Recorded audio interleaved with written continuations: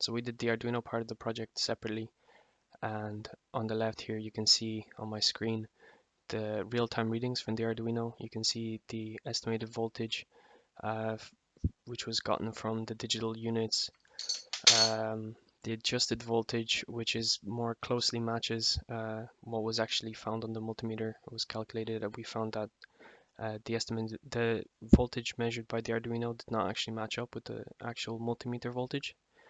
So we had to sort of do an offset on it just to make it match up more closely. And then the temperature, which we calculated off the adjusted voltage, which was the same voltage as was on the multimeter. And at the bottom, there's also the digital units. And on the right, you can see the code. And shortly, you will be able to also see the actual multimeter reading for the Arduino, as well as the Arduino part of the circuit.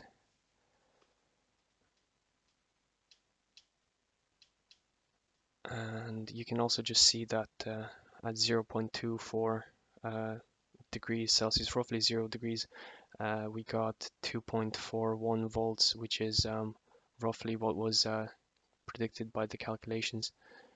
And you can now see that on the multimeter as well. And we also added a red LED as the mechanical engineers wanted, which lights up when the temperature falls below 0, which you can see on the left.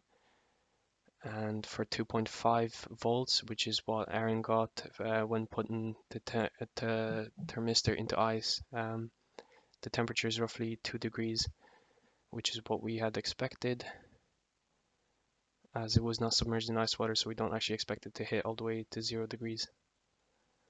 And if you increase that voltage now to 3.5 volts, which is what Aaron had gotten when the thermistor was at room temperature, you will soon see that the temperature reached 22 degrees, which is roughly what he expected for his room temperature.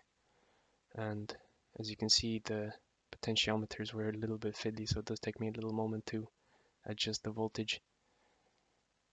And there you can see now on the left about 23, 22 degrees for 2.5 volts. Sorry, 3.5 volts. And lastly, we did roughly body temperature when Aaron definitely did not put the thermistor into his mouth. No question about that. And he got a voltage of 3.9 volts. And the temperature based off that was around about 31 degrees, which is roughly what we expected, given that, again, he definitely didn't leave it in his mouth properly, as that would be a bit unhygienic and sanitary. And 32 degrees, we can definitely see an increase in temperature. And we would have loved to have done a more thorough actual testing of it, but unfortunately we did not have a thermometer on hand to compare it against. And that's about it.